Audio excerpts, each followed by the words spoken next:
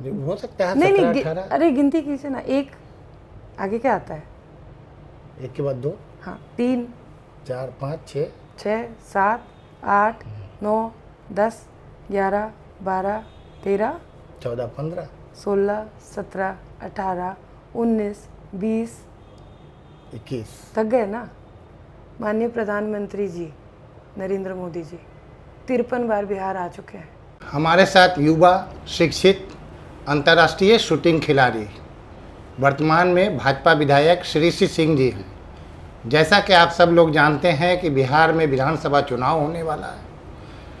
किसी भी समय चुनाव की अधिसूचना जारी हो सकती है। सभी सियासी दल युद्ध स्तर पर चुनाव लड़ने और जीतने की तैयारी कर रही है। तो शीर्षी मैडम, आपकी तैयारी कैसी है? देखिए, तैयारी अच्छी है, तैयारी चल भी रही है, और मुझे लगता है कि कोई भी चुनाव कभी आसान नहीं होता है या आसान मानना नहीं चाहिए। और निश्चित रूप से जो काम को लेकर चुनाव में पहली बार चुनाव लड़े थे, उनमें से बहुत से ऐसे प्रोजेक्ट्स हैं जिनको धरातल पर उतार चुके हैं, बहुत से ऐसे प्रोजेक्ट्स हैं जिनको धरातल पर उतारना बाकी है। तो मुझे पूरा उम्मीद है, पूरा यकीन है कि जमुई की जनता पुनः मुझे अपनी बेटी को अपनाएगी और विधानसभा भेजने का काम करेगी। आपने इंटरनेशनल शूटिंग कंपटीशन में गोल्ड मेडल लाकर भारत और बिहार का मान बढ़ाया है। जमुई की जनता ने आपको विधानसभा भेजना अपना दायित्व समझा। अब 5 साल हो चुका है। 5 साल में आपने जमुई को क्या दिया? देखिए, छोटे प्रोजेक्ट्स को इग्नोर करके बड़े प्रोजेक्ट्स की चर्चा मैं आपके साथ करना चाहूँगी। वहाँ पर एक पुल था, जो पुल समाहरणालय से मात्र 300 मीटर की एक नदी है, चौड़ाई है, जिसके ऊपर बनना था। लोगों ने आके आश्वासन दिया, झूठी राजनीति उसके ऊपर की, लेकिन वो पुल कभी नहीं बनाया। बहुत से ऐसे बुज़ुर्ग लोग थे जो वो सपना ही देखते रह गए और आज हमारे बीच में नहीं है। बेटी ने अपनी सूझबूझ से, अपनी समझ से, सही गाइडेंस लेकर वो पुल बनाने का काम किया।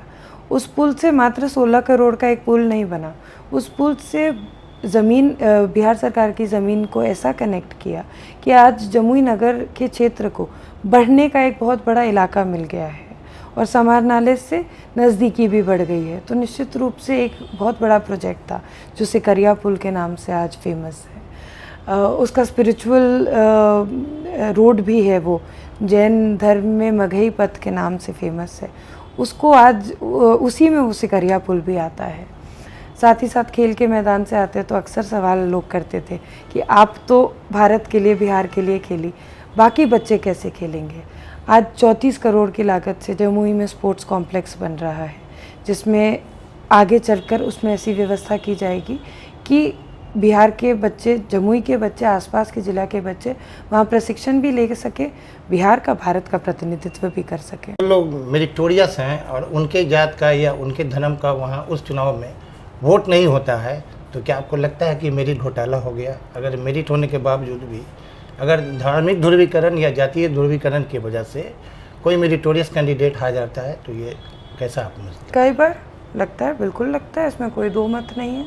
जो मेरिट के साथ जो व्यक्ति चुनाव लड़ रहा है, अच्छी पार्टी और अच्छी विचारधारा के साथ लड़ रहा है, तो सिर्फ जाति या धर्म आधार नहीं बनना चाहिए वोट करने के लिए। और मुझे लगता है कि काफ़ी हद तक बिहार में जो जातिवाद है वो फैला हुआ है, तो निश्चित रूप से इस जातिवाद को तोड़कर हम लोग आगे बढ़ना चाहते हैं। और हमने तो अपने इस कैंपेन में अनेकों मंच से ये बात भी बोली है कि तुम जातिवाद से हमें तोड़ोगे, हम राष्ट्रवाद से तुम्हें जोड़ेंगे। चूँकि आप महिला विधायक हैं, लोकसभा में और विधानसभा में महिलाओं का प्रतिनिधित्व बहुत ही कम है, तो क्या भाजपा अभी आने वाले बिहार विधानसभा चुनाव में या एनडीए महिलाओं की संख्या बढ़ाएगी?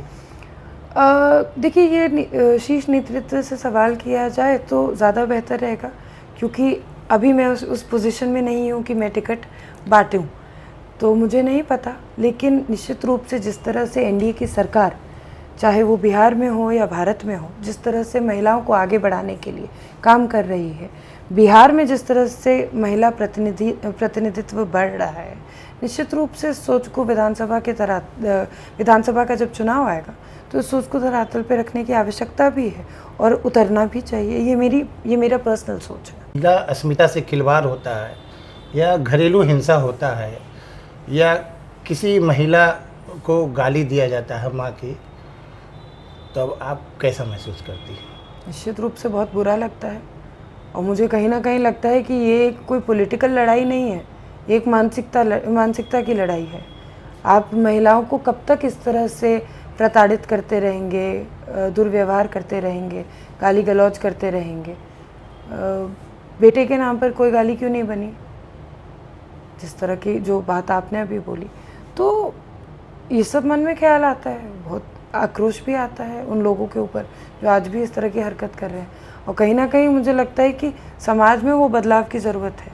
जब तक एक घर में जो पुरुष सदस्य हैं वो महिला को बराबर का सम्मान नहीं देंगे, तब तक आने वाली पीढ़ी ये बात समझ नहीं पाएगी। तो ये तो एक बहुत बड़ी सामाजिक लड़ाई है जो हर महिला, मुझे लगता है कि अपनी जगह पर लड़ रही है। राहुल गांधी जी का रोड शो हुआ था, 15 दिनों का रोड शो था। तो दरभंगा में आरोप लगा कि मोदी जी की माता जी को मन से गाली दिया गया। क्या ये जो बंदी था ये पॉलिटिकल था? जो बंदी थी, बिहार बंद हुआ कि मोदी जी की मां को गाली दिया गया है। एनडीए के महिला मोर्चा द्वारा इस बंदी का आह्वान किया गया था, लेकिन आप देख लीजिए कि किस शांतिपूर्वक तरीके से ये बंदी हुई। हम लोगों ने तो हाथ जोड़ के आग्रह किया था, जितने भी जो दुकानदार हैं या जो व्यवसाय हैं, सबको बोला था कि प्लीज़ आप हमारा साथ दीजिए। लेकिन हमने कोई लाठी उठा के तो दुकानें बंद नहीं कराई ना, तो अपनी स्वेच्छा से सबने किया। एक चीज़ और, मैं आपका जो सवाल था उस वाक्य में एक मेरा जवाब और छुपा हुआ है, तो मैं उस बात को भी प्लीज़ बोलना चाहूँगी। आपने बोला 15 दिन में राहुल गांधी बिहार घूम गए जी, है ना? मुझे लगता है 17 दिन में घूमे थे, ये चेक कर लीजिएगा। जो भी 17 दिन 15 दिन जो भी दिन है, ठीक है, बोल दिए बड़ी आसानी से। मेरे साथ गिनती करेंगे? एक बोलिए, हो सकता है नहीं, अरे गिनती कीजिए ना। एक आगे क्या आता है? एक के बाद 2, हाँ, 3 4 5 6 7 8 9 10 11 12 13 14 15 16 17 18 19 20 21। थक गए ना? माननीय प्रधानमंत्री जी नरेंद्र मोदी जी 53 बार बिहार आ चुके हैं। अपनी उस व्यस्तता के बाद भी उन्होंने 53 बार, जो हम और आप गिनती करते हुए भूल जाते हैं या थक जाते हैं, वो उतनी बार बिहार का दौरा कर चुके हैं। तो हम लोग क्या 15-17 दिनों के बरसाती समय में जो मेंढक निकल जाते हैं या जो लोग घूम जाते हैं उनकी चर्चा करेंगे? बिहार में एनडीए में और इंडिया गठबंधन में कांटे की टक्कर है। हाइपोथेटिकल क्वेश्चन, मान लीजिए कि एनडीए सत्ता में आती है और आपको अगर मंत्रालय मिलता है तो आप कौन सा मंत्रालय लेना पसंद करेंगे? अगर मगर और हाइपोथेटिकल सिचुएशंस में हम जीते ही नहीं हैं। निशानेबाजी के क्षेत्र से राजनीति में आए, दोनों क्षेत्रों में यही सीखा कि जीवन में रियलिटी चेक हमेशा मिलता रहता है। जो रियल है वही बातें करनी चाहिए।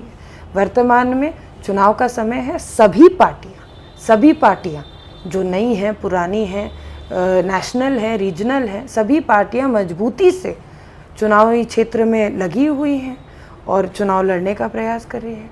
जीत हार किसके पक्ष में होगा, पक्ष विपक्ष कौन होगा, बात की बात है, तब करेंगे। आपको अगर मंत्रालय मिलता है तो कौन सा मंत्रालय लेना पसंद है? ये देखिए, बात मतलब मेरे मन की बात ही नहीं है। हम में कैपेबिलिटी है, हमें काम करने की क्षमता है। आप कोई भी विभाग दे दीजिए, आप विभाग मत भी दीजिए, हम काम उसी मेहनत के साथ करेंगे, है ना? हम तो देखिए खिलाड़ी हैं। मान लीजिए एक कंपटीशन हम हार जाते हैं, अगर अपनी क्षमता, खिलाड़ी तो अपनी क्षमता से मेहनत करता है, प्रयास करता है जीतने का, लेकिन एक कंपटीशन हम हार जाते हैं तो क्या दूसरे कंपटीशन की तैयारी नहीं करते? या कि उसी गोल्ड मेडल के लिए हमको खेलना था? अरे इसी सोच के साथ हम राजनीति में भी है, या ये मेरी माइंडसेट है और मुझे लगता है कि लाइफ में ये माइंडसेट हेल्प करती है। हम किसी पद के पीछे नहीं या किसी पोस्ट के पीछे नहीं भाग रहे हैं। हार जीत जिंदगी में खेल के तरह जिंदगी में चलता रहता है, राजनीति के तरह चलता रहेगा। तो कभी भी किसी पद को अपना गोल समझ के नहीं काम करना चाहिए। आप अपना काम कीजिए, आप अपनी प्रैक्टिस कीजिए, आप अपनी ट्रेनिंग कीजिए, आप अपनी मेहनत कीजिए। वो मेहनत आपको कहाँ तक ले जाती है ये वक्त बताएगा। विधानसभा में आपने उपस्थिति दर्ज कराया पिछले 5 साल में, या जमुई के लिए कुछ आवाज़ उठाई? निश्चित रूप से हर वो प्रोजेक्ट आज जो जमुई की जनता के बीच में उतरा है या आने वाले 5 साल में जो उतारना चाहते हैं, उन अधिकांश मुद्दों पर विधानसभा में अपनी बात उठाई है हमने, चाहे वो 0R के माध्यम से हो, जहाँ पर सिर्फ 50 शब्दों में संक्षेप रूप में रखना होता है, या वो डिमांड करते वक्त अपने भाषण के माध्यम से हो, या वो तारांकित प्रश्नों के माध्यम से हो। तो विधानसभा जाएंगे तो वहाँ अब कोई क्या कहते हैं, वो एक बंदर होता है ना जैसे मुंह पे हाथ रख के बैठा हुआ है, वो तो है नहीं कि मुंह बंद करके बैठ जाएंगे। विधानसभा जा रहे हैं तो कुछ सकारात्मक चर्चा करने जा रहे हैं। हमसे बात करने के लिए धन्यवाद। Thank you. आप थी श्रेयसी सिंह जी।